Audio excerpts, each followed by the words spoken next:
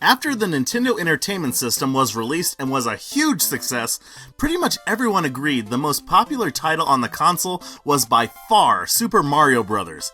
Almost instantly, this portly plumber became one of the most popular celebrities in the world. And of course, you know what that means.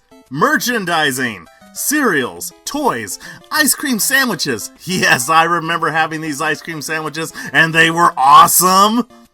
So needless to say, Mario was a hot topic, so of course Nintendo wanted to make a sequel to the groundbreaking original.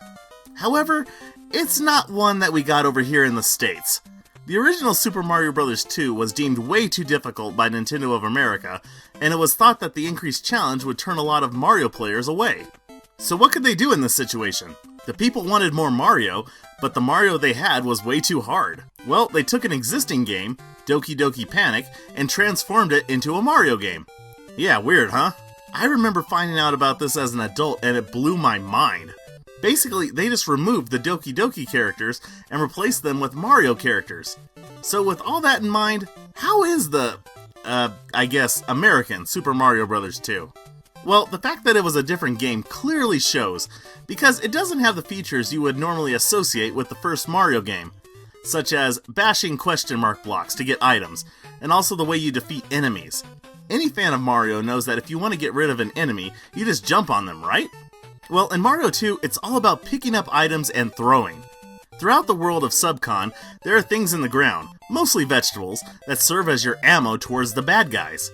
Heck, even the bosses work this way, where you'll either have to throw something back at them or pick up something close by to hurl in their direction. However, even had this been the real Super Mario Bros. 2, we still probably wouldn't have noticed. You have to remember, at the time, there were only 2 releases in the franchise, so it's not like they had an established style yet. But even still, there is a lot of fun to be had with this game. There is no 2-player, but with each level, you do get to select which Mario character you would like. Mario runs the fastest, Luigi can jump the highest, Toad is the strongest, and by which he can pull the plants out of the ground faster than the others. Kind of pointless if you ask me. And the princess can float for a short period of time. Kinda interesting when you think about it. This whole floating thing that Peach is known to do today all got started back in Super Mario Bros. 2. I personally find myself selecting Luigi more than the others because I found that his ability is the most useful. His super jump comes in handy when skipping over parts of stages. And the less you have to deal with Phanto, the better. No joke, whenever you had to get a key and take it to a door, it was stressful only because this embodied head would chase you down as long as you were holding onto the key. So who would you think is the main antagonist of all this? Bowser? Strangely enough, when switching out the game's characters with the Mario characters, they didn't include Bowser, but instead left the original boss, a massive frog named Wart. And honestly, he's really not that hard. All you have to do is catch vegetables and shove them into his mouth. I don't know if he has a weakness against them, or if he just doesn't like them, but for some reason vegetables are his kryptonite.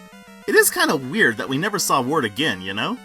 Other characters from this game like Birdo and the Shy Guys went on to become Mario series mainstays, so why not him? Wouldn't that be funny if it was announced as one of the DLC Smash characters that Wart would become playable? I mean, hey, if Wii Fit Trainer can make it in, I think it's safe to say that anyone can. Perhaps we haven't seen the last of Wart. Oh, well, he did come back in Link's Awakening, on Switch, but that's only because he was in the original game. Oh, never mind.